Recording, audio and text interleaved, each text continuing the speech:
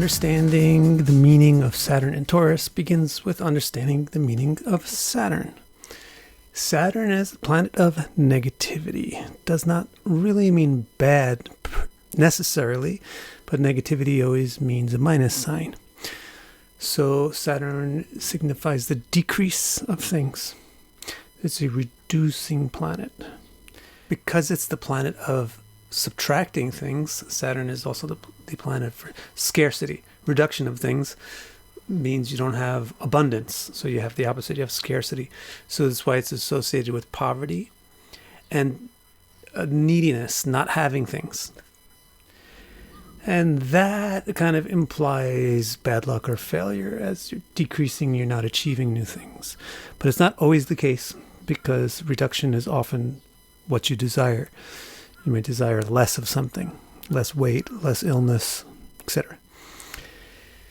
Now, the way that you affect reduction of things is that you get rid of them.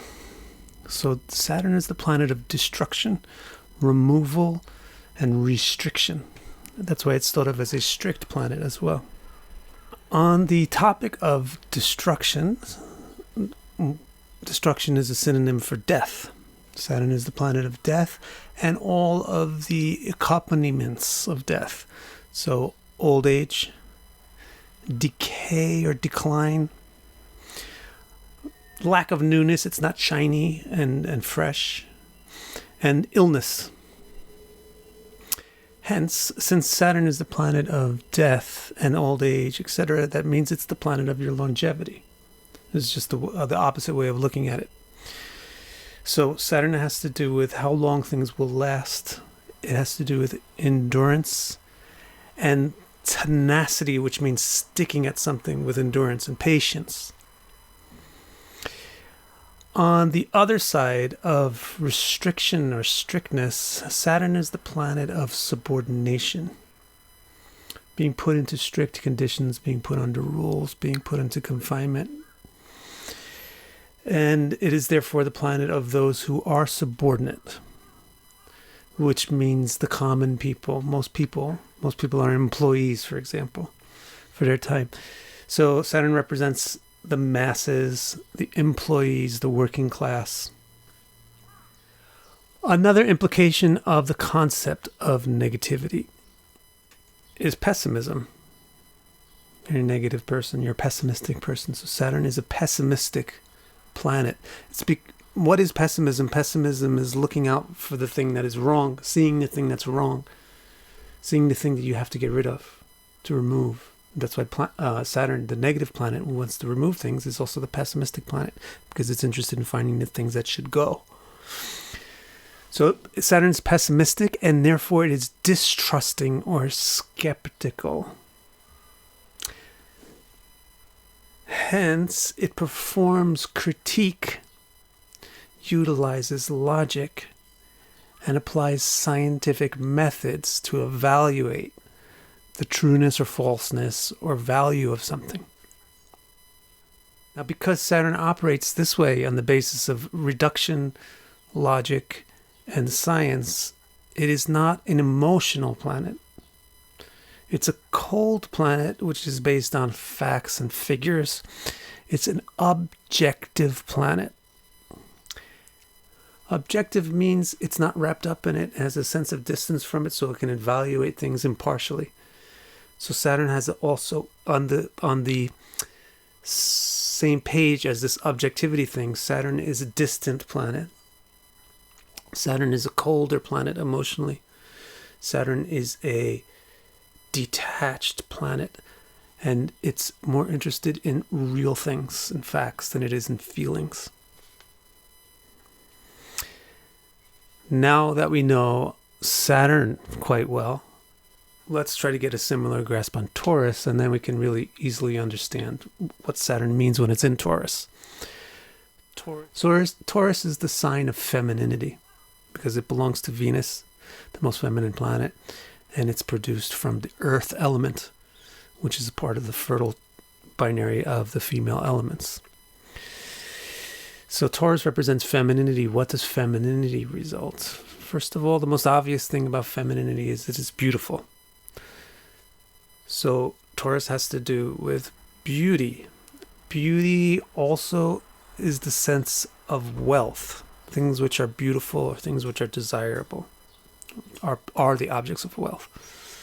So Taurus has to do with beauty and wealth. Beauty has two senses as well.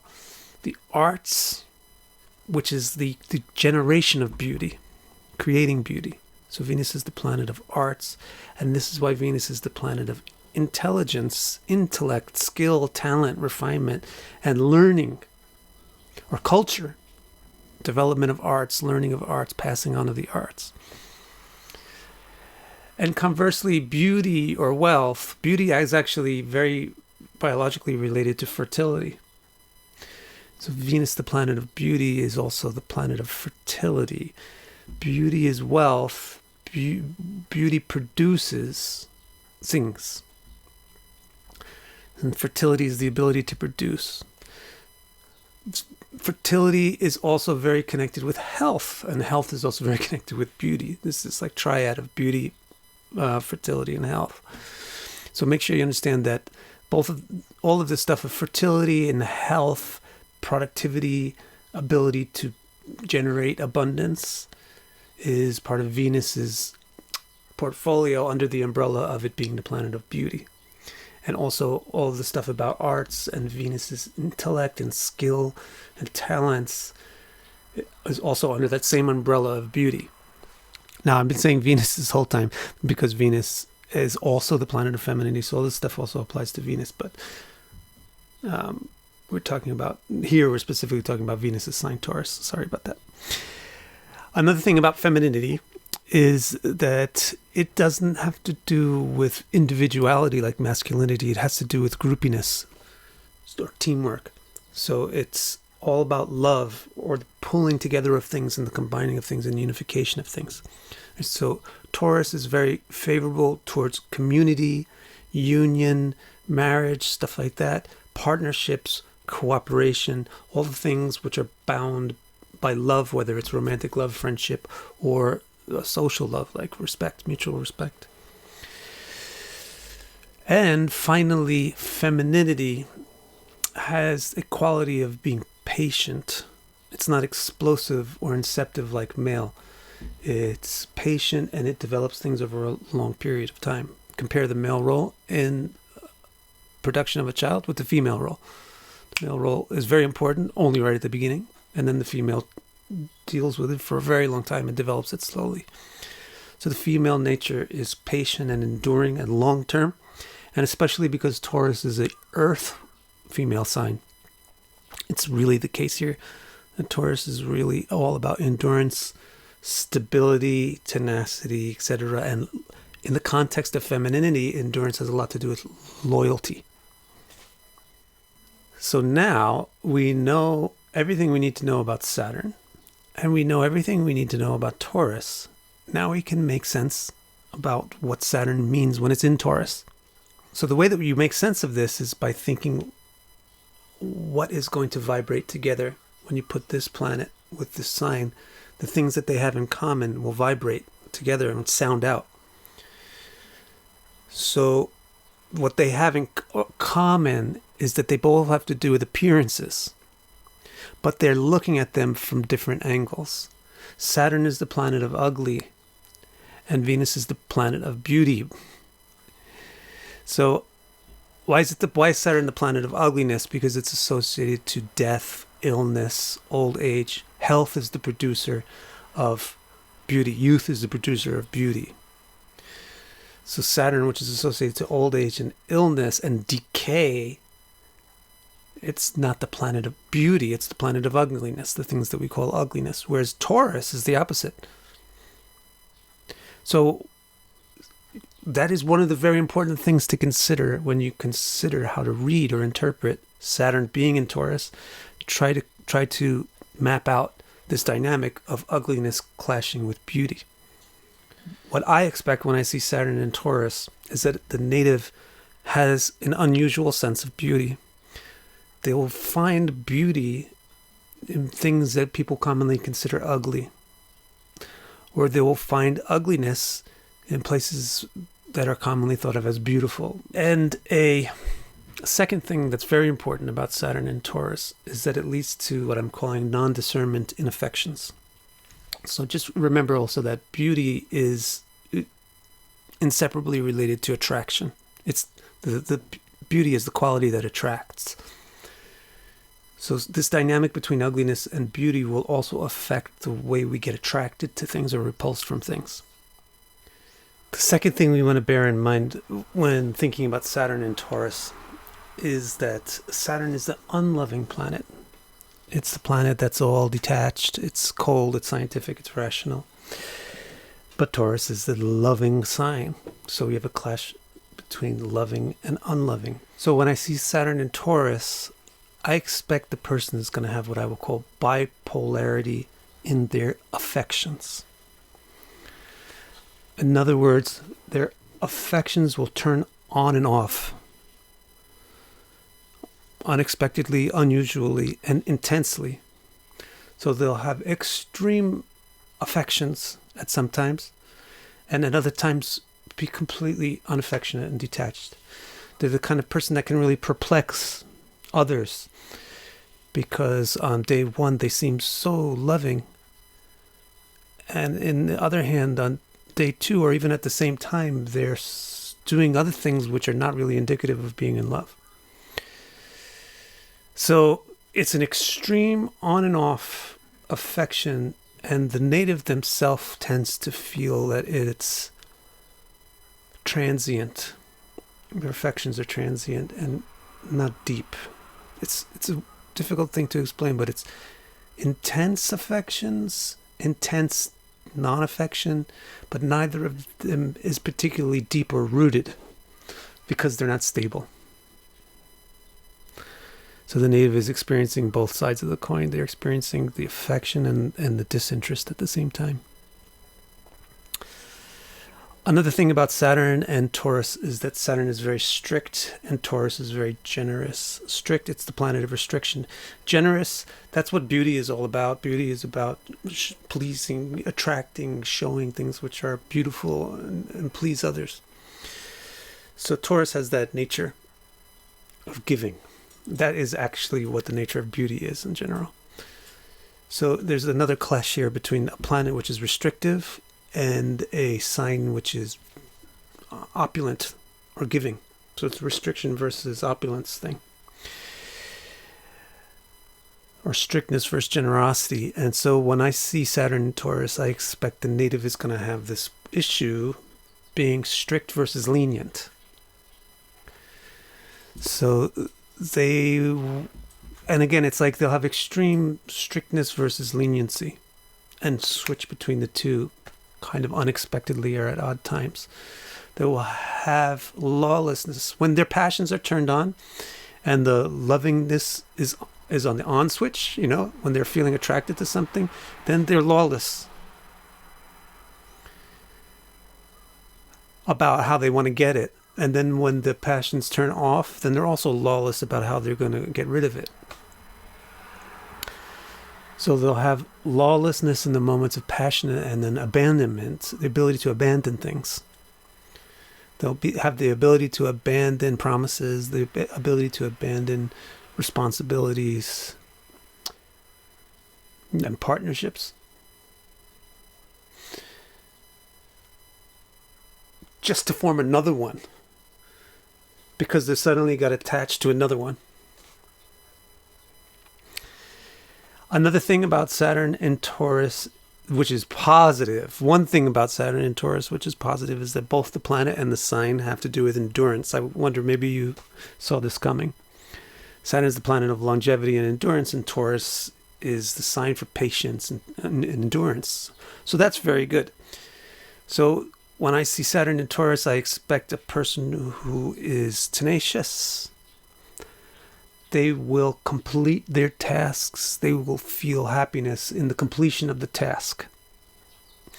And they will have some patience to them, with the ability to persevere and keep going until something is finished.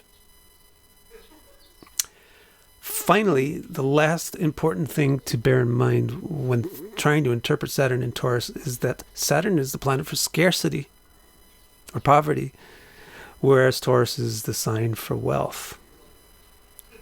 So this is another difficult issue when Saturn is in Taurus. Expect a native to either be poor and or just be disinterested in money. Sloppy, therefore they'll be sloppy with their money. They won't have good financial discipline. Now this is what Saturn in Taurus looks like on paper, in a vacuum, not in an actual chart. Let's take a look at some people who actually have Saturn in Taurus who are well known, and then look at some of those charts and see how Saturn in Taurus works in real situations. So there's some very interesting people with Saturn in Taurus. Bob Dylan, John Lennon, Aretha Franklin, Pablo Picasso, Vincent van Gogh, L. Ron Hubbard, Joan of Arc, and Alexander the Great. So while some of this stuff is very, very illustrative of Saturn in Taurus, Bob Dylan, it really illustrates the ugly, beautiful clash. How is his music so attractive and so bad? So unrefined and out of tune and everything, but so good at the same time. Similarly, a lot of these people have very turbulent love lives. Picasso, Van Gogh, John Lennon, Aretha Franklin. One thing is interesting is why are so many of them so very artistic? So you might think, well, look, Saturn's in Taurus. Taurus is artistic, so maybe that is it. No, I don't think it's that Saturn in Taurus indicates an artistic person. So I want to look at 3 of these artistic charts and see what it is that is really making the artisticness in these people. And then the fact that Saturn is in Taurus, in that context, Taurus will be able to add to that context. Do you understand what I'm saying? I'm saying by itself, Saturn in Taurus didn't make John Lennon a good musician, or didn't make Aretha Franklin a good singer. Not by itself. There are other things in the chart which were more important for their musical talent, but Saturn in Taurus was able to assist that musical talent, that indication, because it's in Taurus. So let's take an actual look at 3 of these charts. Let's start with Bob Dylan.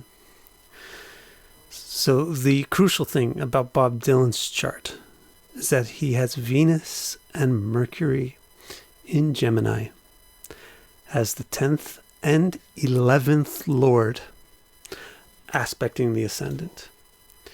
So I don't know if you are familiar enough with astrology to catch all of those very, very, very loud indications of artistic skill. First of all, Venus. Second of all, Mercury. The planets themselves are extremely important for a person to have artistic talent. Third of all, one of them is the Lord of the 11th house. The 11th house is extremely important. And the other is the Lord of the 10th house, which is important for career, so to get an artistic career. And then these 2 planets are in Gemini, which is very artistic because it's very communicative, expressive, and comes up with new ideas. And they're aspecting the ascendant, so it has a very big impact on the person. So this is the main thing about Bob Dylan that makes you think Bob Dylan, an artist. The other thing about Bob Dylan is Sun is in Rohini, which is also very good for being an artist. And his Saturn, which is in Taurus, is not really saying that he is a artist, but it's giving you the sense of his art. It's modifying his artistic skill by giving him this thing which is like beauty and ugliness juxtaposed. And a lot of the reason why it's so involved in his art is because it's conjoined with the moon in Taurus, which is exalted there in Taurus and really creates a lot of artistic talent. So that's Bob Dylan. How about John Lennon? The big thing in John Lennon's chart is the Saturn-Jupiter conjunction. So this conjunction between Saturn and Jupiter forms what we call a Raja Yoga, because Saturn is the 10th Lord, the Lord of a central house, and Jupiter is the 9th Lord, the Lord of a trinal house. And when you have a combination between a trinal and a central Lord, you get this thing called Raja Yoga, which makes people more fortunate and more impactful and influential.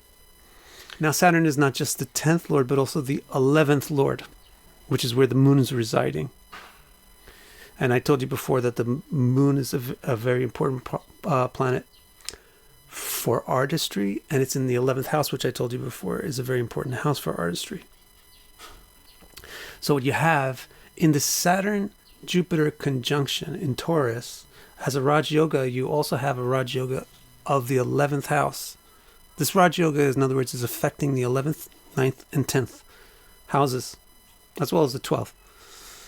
But it's especially the 11th house because that is Saturn's Mul Trikona, and Jupiter's Mul Trikona is the 9th. So this Raj Yoga is really a conjunction of the 11th and the 9th lords, and that is very, very fortunate for money and artistry. Now, like Dylan, his Venus and Mercury are very, very, very important and influential and strong. In his case, it's because they're flanking the sun by signs. And when this happens, these two planets become very bright in their own space, and they're on the two sides of the sun, and the sun is opposite from the ascendant. So his Mercury and Venus, like Bob Dylan, are very, very influential on his ascendant and very strong. And furthermore, he's just going to be a very confident or successful person in general, primarily because he's got his first lord aspecting the first house. So now you've seen how Saturn in Taurus works in the context of Bob Dylan's chart and in the context of John Lennon's chart. Finally, let's look at Aretha Franklin. What she has is the first lord and the second lord in Rohini, Gemini, as a Raja Yoga. The Raja Yoga is because the second lord is also the fifth. So you have a combination of the first lord and the fifth lord. So that's a central lord and a trinal lord. And it's the first lord, which is very important. But just like with John Lennon, this benefited his 11th house. This Raj Yoga benefited his 11th house. With Aretha Franklin, the Raj Yoga benefits the second house, which is specifically why she's not necessarily a songwriter like the other two. But her thing is she's an amazing singer. Her voice is so powerful because it's her second house, lorded by Jupiter, which is in this Raja Yoga in Rohini, in Gemini, tropical Gemini. So that's the main thing in Aretha Franklin's chart where you say, but this person has a fantastic voice. It's even aspecting the second house perfectly. The second lord with this Raja Yoga in Rohini is aspecting the second house perfectly. Second, by the way, is the house for voice, and Jupiter is the planet for voice. Aretha Franklin also has a very important Venus and Mercury. So you can take this away. The two things that you can take away, first of all, is Venus and Mercury are extremely important for artists. And these certain houses, like 11 for artistic skill, and 2 specifically for voice. So why is Aretha's Venus and Mercury's outstanding in some way? Because they're doing this thing called the strand or the train to the sun. So you have the sun in Aries, Mercury in Pisces, and Venus in Aquarius. So it's 1, 2, 3. They're in consecutive signs. That makes both of these planets very bright and again puts them in their own space. So it's like John Lennon's situation. Furthermore, what about her 11th house? Her 11th house is aspected exactly by its lord, Mercury. So I hope this helps you understand the theory out of the box of what Saturn and Taurus is all about, and then the application of how you would put it into actual charts and put it in context of the other situations in the chart. If you want to have this kind of analysis done for you, you can get that because I have a report that does that. And that report is called The Guided Tour of Your Birth Chart, and you can get it at my website.